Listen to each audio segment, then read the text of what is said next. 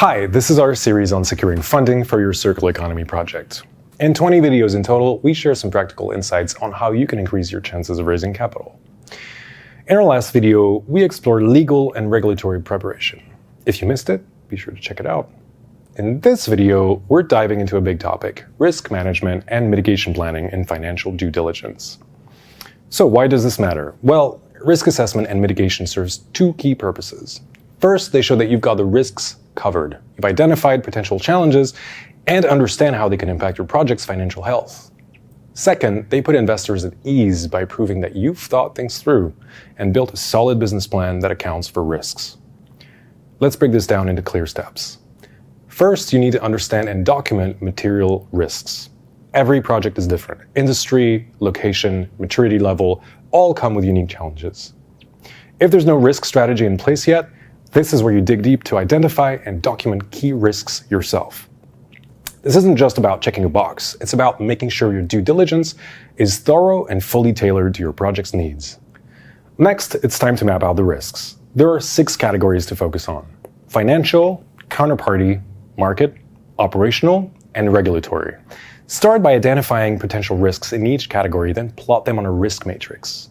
This helps you measure how severe and likely each risk is. And don't do it alone. Bringing in outside specialists or advisors will help ensure you're not missing anything.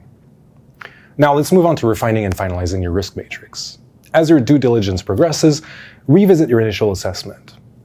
Things evolve, and by the end of the process, you'll have more insights to refine your evaluation.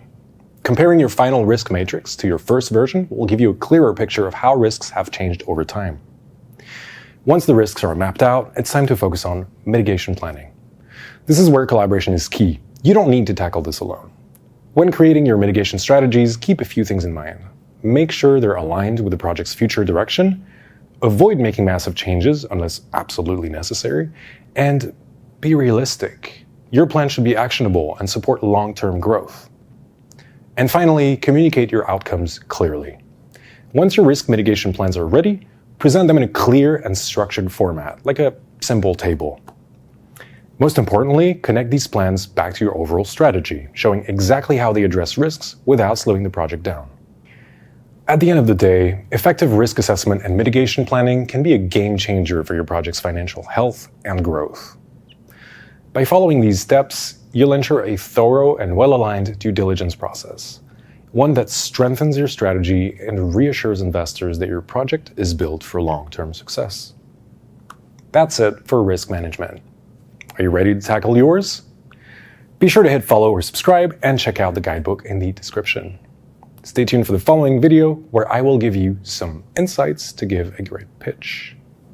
See you there.